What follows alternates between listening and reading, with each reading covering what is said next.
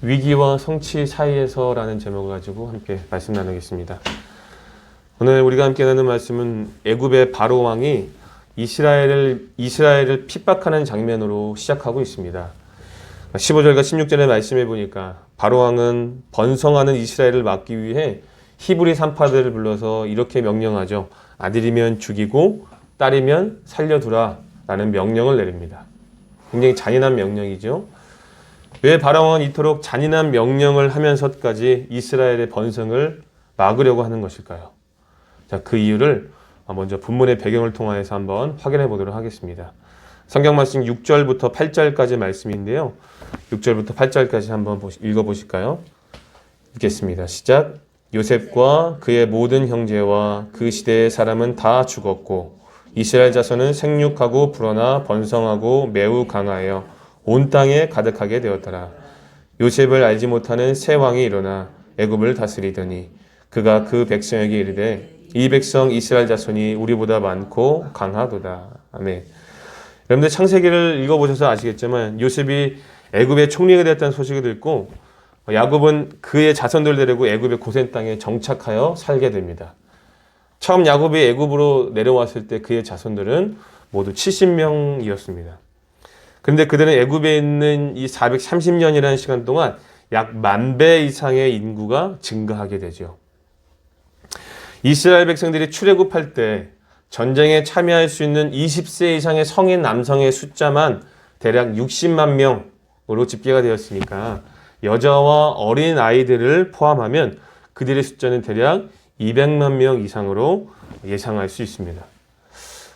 이것은 사상 유례를 볼 수 없는 급격한 인구 증가입니다.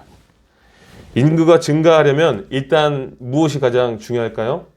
아이를 많이 낳아야 되겠죠. 다산이 중요하고 또 다산을 하더라도 죽지 않을 만큼 건강하고 잘 자라야 됩니다. 오늘 방금 전에 읽어봤던 7절 말씀해 보니까 이스라엘 자손은 생육하고 불어나 번성하고 매우 강하였다 라고 기록된 것을 보니까 그들은 모두 다산을 했고 태어난 아이들은 죽지 않고 건강하게 잘 자랐다라는 것을 확인해 볼 수 있습니다. 또한 어떤 한 가족이 외국으로 이민을 오게 되면 얼마 지나지 않아서 어떤 일이 발생하게 됩니까? 몇 세대 되지 않아서 혼혈이 되어집니다. 그렇죠? 그런데 이스라엘은 이 순수 혈통을 무려 400년 이상을 유지했다라는 거예요. 이것이 가능했었던 이유는 하나님께서 이스라엘 백성들이 가나안의 그 타락한 성문에 오염되지 않고 잘 성장할 수 있도록 애굽으로 오게 하셨기 때문입니다. 또 애굽으로 오게 하신 것뿐만이 아니라 고센이라는 독립된 땅도 마련해 주셨기 때문에 이 놀라운 인구 증가가 일어나게 된 거죠. 이처럼 이스라엘 백성들의 보존과 급격한 인구 증가는 하나님의 역사로 이루어진 놀라운 사건입니다. 왜냐하면 하나님께서 아브라함에게 뭐라고 말씀하셨습니까? 하늘의 별과 같이 바다의 모래와 같이 많은 자손을 주시겠다. 그렇죠? 민족을 너를 통해 이루겠다라고 약속하셨기 때문입니다. 어느 부족이 한 나라를 이루기 위해서는 인구가 어느 정도 이상은 되어야 하죠. 하나님께서는 이스라엘 백성들이 강한 나라가 될 것이다라고 약속하셨기 때문에 많은 후손들을 주실 뿐만 아니라 이렇게 건강하게 보존시켜 주신 것입니다. 이처럼 하나님은 그 약속을 400년 만에 신실하게 지켜주셨습니다. 물론 이스라엘의 인구 증가 자체가 자동적으로 하나님의 백성이 되는 것은 아닙니다. 그들은 이 애굽을 떠나 시내산에서 하나님과 언약을 맺을 때 그때야 비로소 진정한 하나님 나라의 백성이 되는 것입니다. 그러므로 오늘의 본문인 이스라엘 자손들의 인구 증가는 하나님의 나라가 출범하기 전 일종의 부흥전야라고 우리가 생각해 볼 수 있을 것 같아요. 제가 방금 전에 언급한 하나님 나라는 하나님을 섬기는 백성들의 나라라는 의미에서 하나님 나라라고 표현한 것입니다. 이 표현은 제가 설교 중에 자주 사용할 것이기 때문에 제가 자주 오늘 설교에서 설명하는 하나님 나라의 이 내용들을 어느 정도 이렇게 염두해 주시면 좋을 것 같아요. 자, 이처럼 오늘의 본문인 이스라엘 자손들의 인구 증가가 무엇을 의미한다라고요? 하나님 나라가 출범하기 전에 일종의 부흥전야라고 생각해 보시면 될 것 같습니다. 자, 그런데 상대적으로 이스라엘 백성들의 급격한 인구 증가는 애굽 왕에게는 어떤 상태였습니까? 큰 위협적인 상태로 다가왔습니다. 어느 나라가 성인 남성만 60만 명이 넘는 민족을 그냥 두고 보겠습니까? 자기 땅에. 여러분 10절 말씀에 보니까 애굽 왕에게 이런 두려움이 있었다는 것을 확인할 수 있죠. 대적들이 이스라엘과 손을 잡고 자기들을 공격할 것을 염려했습니다. 충분히 그럴 수 있는 상황이겠죠. 하지만 우리가 창세기를 읽어보았듯이 애굽 왕은 요셉에게 굉장히 우호적인 사람이었어요. 창세기까지만 해도. 그래서 요셉의 식구들이 머물 수 있는 고센 땅도 허락해 준 것이겠죠. 근데 왜 이렇게 갑자기 이스라엘을 적대시하게 되었습니까? 8절 말씀에 보니까 요셉을 알지 못하는 새 왕이 일어났다라고 기록되어 있습니다. 여기 요셉을 알지 못한 새 왕이 일어났다는 것은 단순히 왕이 바뀐 것이 아니고 왕조 자체가 바뀐 것으로 우리는 이해해야 됩니다. 이 새 왕은 힉소스 왕조에서 애굽을 건져내고 18왕조를 세운 투트모스 1세로 예상됩니다. 요셉을 알고 있었던 힉소스 왕조는요, 히브리인들처럼 외인들이었기 때문에 이방인이었던 이스라엘 백성들에게 우호적일 수밖에 없었던 거예요. 그러나 다음 왕조였던 이 투트모스 1세는 정통 애굽인이었기 때문에 이 이방인이었던 이스라엘을 굉장히 적대적으로 대적한 것입니다. 과거 요셉 때에는 하나님의 백성과 세상 정치가 서로 돕는 아주 이상적인 모습을 보여주었죠. 그러나 지금은 자기를 절대시하는 자가 정권을 잡게 되었기 때문에 하나님의 백성들과 대립적인 관계가 되었고 하나님의 백성들은 많은 고통을 받게 됩니다. 여러분들 본문을 보시면 애굽이 이스라엘 백성들을 핍박하는데 몇 가지 단계가 있는 것을 확인할 수 있죠. 먼저 우선 그들은 이스라엘 백성들의 존재에 대해서 위협을 느끼게 됩니다. 방금 전에도 언급했지만 특히 그들이 두려워했던 것은 무엇입니까? 만약 전쟁이 일어났을 때 이스라엘 백성들이 대적과 손을 잡고 이 땅에서 나가게 될 것을 염려했습니다. 근데 여러분 곰곰이 생각해 볼까요? 대적들과 손을 잡고 자기들과 이 애굽인들과 싸움을 벌이는 것은 두려운 일이지만 이스라엘이 애굽 땅을 나가는 것이 그들에게 두려운 일일까요? 사실 상식적으로 생각해 봤을 때 그럴 수가 없겠죠. 그렇죠? 오히려 그들이 애굽 땅에서 나가는 것이 그들에게 오히려 신경이 들 쓰는 일일 수 있잖아요. 그렇죠? 근데 그들은 오히려 애굽 땅을 나가는 것도 두려워했다는 것을 확인할 수 있습니다. 10절 마지막 부분을 보시면 우리 대적과 합하여 우리와 싸우고 이 땅에서 나갈까 하노라 라고 기록되어 있어요. 10절 마지막 부분에. 그렇죠? 이것을 보면 애굽 사람들은요, 어떤 계획을 갖고 있었습니다. 어떤 계획일까요? 노예로 팔려오지도 않았던 이 정식으로 초청되어 온 이스라엘을 영구적인 노예로 만들 계획을 세웠던 것입니다. 이스라엘 백성들은 과거 오래전부터 애굽의 영주권을 가지고 있는 사람들입니다. 이들을 내보내지도 않고 강제로 노예로 삼으려고 하는 악한 계획을 갖고 있는 거예요. 결국 그들은 감독을 세워서 이스라엘을 강제 노역시킴으로써 국구성 비돔과 라암셋을 건축하게 했습니다. 이 애굽인들이 생각했을 때 이스라엘 백성을 강제 노역시키면 그들의 자손이 줄어들 것이라고 생각했던 것 같아요. 하지만 12절에 기록되어져 있는 말씀을 보니까 어떤 상황입니까? 이스라엘은 줄어들지 않았고 오히려 학대를 받을수록 더욱 번성하여 퍼져나갔다라고 기록하고 있죠. 그래서 애굽인들은 강제 노역을 더 강도 높게 시킵니다. 14절에 보니까 흙 이기기와 벽돌 굽기와 농사의 여러 가지 일로 이스라엘을 괴롭게 했습니다. 노동의 강도를 더 심하게 주면 어느 정도 인구 증가가 막힐 줄 알았겠죠. 그러나 하나님의 역사는 강력했습니다. 이스라엘의 인구가 전혀 줄어들지 않고 오히려 더욱 강성해져만 갔습니다. 그래서 결국 애굽인들이 쓴 정책이 무엇입니까? 바로 남아 살해 정책입니다. 히브리 산파들 불러서 명령하죠. 여자아이면 살려두고 남자아이면 그 자리에서 죽여라 라는 명령을 내립니다. 이처럼 이런 상황들을 종합해보면 애굽의 이스라엘 박해는 우연히 이루어진 것이 아니라 조직적이고 계획적으로 이루어진 것을 확인할 수 있습니다. 하지만 하나님의 역사는 강력하죠. 애굽의 조직적이고 계획적인 박해 속에서도 이 하나님의 나라는 착실하게 준비되고 있는 것을 우리는 본문을 통해서 확인할 수 있습니다. 오늘 본문 말씀 15절부터 17절까지 한번 읽어볼까요? 15절부터 17절입니다. 시작. 애굽 왕이 히브리 산파 십브라 하는 사람과 부하라 하는 사람에게 말하여 이르되 너희는 히브리 여인을 위하여 해산을 도울 때에 그 자리를 살펴서 아들이거든 그를 죽이고 딸이거든 살려두라. 그러나 산파들이 하나님을 두려워하여 애굽 왕의 명령을 어기고 남자 아기들을 살린지라. 아멘. 애굽 왕은 히브리인들의 인구를 줄이기 위해 남아 살해 정책을 명령했지만 이 히브리 산파였던 십브라와 부하는 그 명령을 어기고 아기들을 살립니다. 그 이유가 무엇이다라고 나와 있습니까? 애굽 왕의 명령보다 하나님을 더 두려워했기 때문이다라고 말씀하고 있어요. 산파들이 아기를 살린 이유는 애굽 왕이 두렵지 않아서가 아닙니다. 애굽 왕의 명령을 어기면 자신들의 생명이 위태롭다는 것을 알고 있었지만 하나님을 더 두려워했기 때문에 아기들을 살려둔 거예요. 그래서 출애굽기를 기록한 저자는 산파들의 믿음을 칭찬하고 있습니다.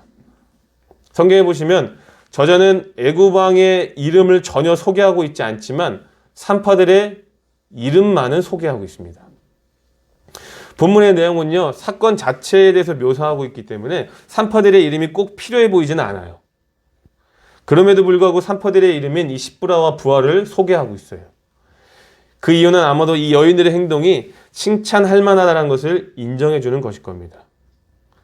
산파들의 이러한 신앙은 이스라엘 백성 가운데 하나님을 두려워하는 사람들이 있었다라는 것을 보여주고 있는 거예요. 비록 이스라엘이 애굽에서 오랜 종살이를 해왔지만 그로 인해 하나님의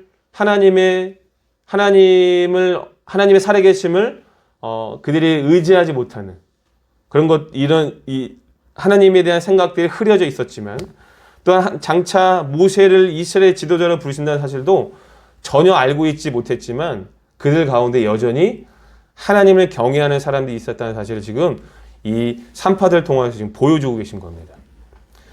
그러므로 산파들의 이러한 행위는 출애굽기의 핵심 주제 가운데 하나라고 우리가 생각할 수 있어야 돼요. 이스라엘은 어떤 통치자나 나라보다 더 여호와를 두려워해야 한다는 겁니다. 또한 어떤 상황에 놓여 있다고 할지라도 오직 하나님만 경외해야 한다는 거예요. 이스라엘은 하나님을 섬기는 백성들의 나라, 즉 하나님의 나라이기 때문에 더욱 그렇습니다. 그렇죠? 그것이 그들의 정체이기 때문입니다. 그리고 우리는 이것을 여호와 경외 사상이라고 말하죠. 저자는 여인들의 행동을 21절에서 어떻게 소개하고 있습니까? 21절 보시니까 여인들의 행동을 향하여서 하나님을 경외한 행동이다라고 표현하고 있습니다. 여러분 여기 경외라는 단어는 히브리어 야레라는 원어가 사용되었는데 두려워하다라는 뜻을 가지고 있습니다. 그런데 여기서 말하는 두려워하다라는 말은 부정적인 측면의 공포감이 아닙니다. 하나님의 위엄 앞에서 가지는 거룩한 두려움, 존경하는 마음으로 조심하고 삼가는 상태가 이 경외라는 말입니다. 그런데 여러분 사실 이 경외라는 단어를 우리가 간단하게 어느 정도는 이해하고 넘어가고 싶어요. 이 경외라는 단어가 성경에 제일 처음 등장하는 장면이 어딘지 아십니까? 바로 창세기 22장이에요. 창세기 22장은 하나님께서 아브라함에게 이삭을 번제로 드려라 라는 명령으로 시작하고 있습니다. 그리고 아브라함은 하나님의 명령에 순종하여 이삭을 번제로 바치죠. 하지만 하나님이 이삭의 생명을 취하려는 순간 여호와의 사자가 급히 아브라함을 막았고 이렇게 말합니다. 네가 내 아들 내 독자까지도 내게 아끼지 아니하였으니 내가 이제야 네가 하나님을 경외하는 줄을 아노라. 아멘. 바로 여기서 경외라는 단어가 성경에서 처음 등장합니다. 우리가 이 장면에서 예상할 수 있는 경외라는 단어의 의미를 생각해 볼 수 있겠죠? 이삭은요, 아브라함의 생명을 뛰어넘는 그의 미래, 그 자체였습니다. 이삭이 사라지면 하나님이 아브라함에게 하신 약속은 무위로 돌아가게 됩니다. 이삭은 하나님이 약속으로 주신 증거였어요. 그래서 아브라함의 미래라고 표현한 것이죠.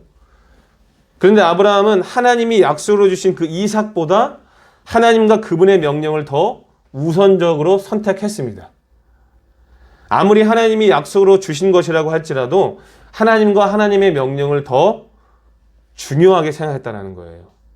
하나님의 존재적 가치가 아브라함에게 있어서 이삭보다도 더 중요하다라고 여겼다라는 겁니다. 그래서 순종할 수 있었던 거예요. 이처럼 하나님의 백성이 하나님을 믿는다는 것은 바로 이런 겁니다. 하나님을 믿는다라는 것은 이 아브라함과 같은 행위가, 이 아브라함과 같은 이런 모습들이 있어야 된다는 거죠. 그리고 그 믿음으로 순종한 행위를 경외한다라고 말하는 것입니다. 다시 본문으로 돌아와서, 그러니까 산파들이 애굽 왕의 명령보다 하나님을 더 두려워했다는 것은 단순히 하나님이 애굽 왕보다 더 무섭고 공포감을 주기 때문에 한 것이 아니라 하나님을 경외했기 때문에 이런 선택을 했다는 거예요. 다시 말해 자신들의 목숨보다 하나님의 백성을 지키는 일을 더 우선적으로 선택한 믿음의 행위라는 겁니다. 산파들의 믿음이 성경에서 구체적으로 언급되고 있지 않지만 아마도 산파들에게는 그들의 조상 아브라함으로부터 내려온 하나님의 약속을 신실하게 붙잡고 있지 않았을까라고 예상이 됩니다. 그렇기 때문에 이 아기를 살려두었다는 사실을 들은 애굽 왕이 산파들에게 책임을 물었음에도 불구하고 산파들이 어떻게 대답합니까? 19절 말씀해 보시면 히브리 여인은 애굽 여인과 같지 아니하고 건장하여 산파가 그들에게 이르기 전에 해산하였다라고 이야기합니다. 끝까지 왕의 명령에 협조하지 않고 있죠. 책임을 묻기 위해 부른 자리에서도 산파들은 지혜롭게 대답을 함으로써 애굽 왕의 명령에 협조하지 않고 있습니다. 분명 왕의 명령을 어기는 것은 목숨을 건 위험한 행동임에 틀림없습니다. 그러나 산파들은 왕을 두려워하기보다 하나님을 더욱 두려워했어요. 상황을 뛰어넘는 믿음의 선택을 지금 보여주고 있는 것이지요. 그래서 하나님은 산파들에게 은혜를 베푸사 그들을 보호하시고 하나님의 백성들이 더욱 번성하고 강해질 수 있도록 은혜를 베풀어 주셨습니다. 20절과 21절 말씀 한번 읽어볼까요? 20절과 21절입니다. 시작. 하나님이 그 산파들에게 은혜를 베푸시니 그 백성은 번성하고 매우 강해지니라. 그 산파들은 하나님을 경외하였으므로 하나님이 그들의 집안을 흥왕하게 하신지라. 아멘. 하나님께서 여인들에게 주신 은혜가 무엇입니까? 첫 번째는 하나님을 두려워하는 마음을 주신 것이고, 두 번째는 바로에게 왜 아기들을 죽이지 않았는지에 대한 이유를 말했을 때 바로에게 죽임을 당하지 않게 인도해 주셨고, 세 번째는 하나님께서 그들의 집을 흥왕하게 하심으로써 그들의 믿음을 축복하신 것이죠.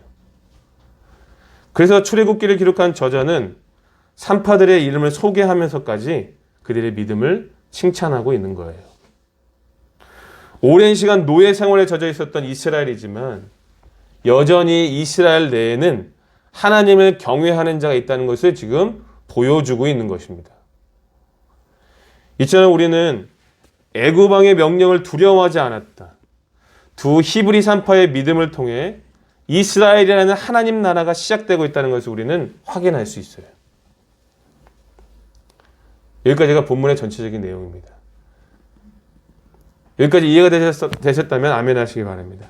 이해가 되시죠? 자, 그렇다면 우리가 본문을 통해 우리가 깨닫는 은혜가 무엇일까요? 하나님 나라의 역사는 여호와를 경외하는 믿음의 행위에서부터 시작된다는 사실을 깨달을 수 있기를 바랍니다. 하나님께서는 작정하신 것을 반드시 이루십니다. 누구도 그 섭리를 막을 수 없습니다. 그리고 그 섭리 가운데에는 하나님의 손에 들려 사용된 신앙의 위인들이 있었어요. 하나님께서는 그들을 사용하셨고 세상의 어떤 권세도 그들을 통한 하나님의 역사를 막을 수 없었습니다. 그러나 정작 그들의 삶을 재구성해 보면 그들은 심한 가난과 고난의 길을 걸어갔습니다. 하나님의 복을 받고 그 손에 들려 쓰임을 받았지만 그것이 번영과 안정을 의미하지는 않았다라는 거예요. 우리가 본문 21절에 기록된 내용, 21절 보시면 하나님께서 산파들의 집안을 흥왕하게 하신 것에만 집중하지 않았으면 좋겠습니다. 성경에서 말하는 흥왕하는 것이 우리가 생각하는 흥왕과는 거리가 멀 때가 참 많죠. 그렇죠? 무엇보다 우리가 집중해야 될 것은 두 산파들의 믿음을 통해 무엇이 시작되고 있는 거예요? 하나님의 나라가 시작되고 있다는 겁니다. 하나님의 지혜를 가진 자들은 눈앞의 번영과 안락함에 마음을 빼앗기지 않습니다. 하나님께서 일으키시는 거대한 역사의 물결을 바라보는 자들입니다. 더 나아가 하나님의 축복을 누림과 함께 고난당하기를 선택했고 생명의 위협 앞에서도 기꺼이 하나님의 편을 선택하는 자들입니다. 히브리 기자는 이런 사람들을 향해 세상이 감당하지 못할 사람이라고 평하죠. 오늘 우리의 현실 가운데서도 이 애구방의 위협과 같은 상황, 그리고 수많은 세상의 유혹과 시험 앞에 설 때가 있습니다. 그 순간 우리는 세상과 타협하거나 그 앞에 무릎 꿇지 않고 오직 하나님만을 섬기고 경외하며 살기로 결단해야 합니다. 왜 그래야 됩니까? 왜 그래야 돼요? 그것이 우리의 정체이기 때문입니다. 우리는 하나님만을 섬기는 하나님 나라의 백성이기 때문이에요. 상황의 어떠함을 뛰어넘는 믿음의 선택을 하며 살아가야 합니다. 그래야 하나님의 역사를 경험할 수 있습니다. 하지만 우리는 그렇게 살아내지 못하는 연약함이 있죠. 왜 우리가 그렇게 살아내지 못할까요? 왜냐하면 하나님께 순종하고 그 사명을 성공적으로 수행했다라고 해서 우리의 삶에 반드시 안락함과 어떤 부유함을 누릴 수 있는 것이 아니기 때문이에요. 우리는 분명 하나님께 절대적으로 순종하면 가정이 잘 되고 직장이 잘 되고 자녀들이 잘 되는 복을 주신다라고 배워왔습니다. 틀린 말은 아니죠. 하지만 살아보니 이것이 모든 상황에서 적용되는 일은 아니었어요.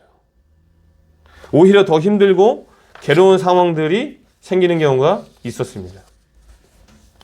오늘 본문에서도 십브라와 부하가 하나님을 두려워하여 애구방의 명령을 어기고 아기들을 살려두었지만 어떤 상황까지 이뤘습니까? 책임을 묻는 자리까지 끌려가지 않았습니까? 그렇죠? 대답 여부와 상관없이 산파들은 죽음을 가고 있을지도 몰라요. 우리도 이와 같은 상황들이 반복되다 보니까 상황의 어떠함을 뛰어넘는 믿음의 선택이 쉽지 않게 된 것이 아닐까 싶습니다. 그러나 십브라와 부하가 그럼에도 불구하고 끝까지 바로의 명령을 따르지 않았던 것처럼 하나님과 하나님 나라를 위한 믿음의 선택을 할 수 있기를 예수님의 이름으로 권면드립니다. 왜냐하면 하나님께서 그 백성에게 주신 사명을 이루는 것이 편안한 삶보다 더 큰 축복이 되기 때문입니다. 오늘 우리가 이 땅에서 누리는 평안함과 안락함보다 하나님께서 주신 그 명령에 순종하여 주시는 그 축복이 더 크기 때문이다라는 거예요.